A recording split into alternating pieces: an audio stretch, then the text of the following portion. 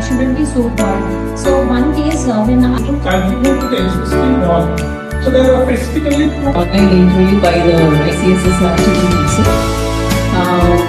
What I felt apps. This was highlighted. First aspect they have highlighted is financial literacy as a measurable concept. that we will go for the quantitative analysis where we assess the level of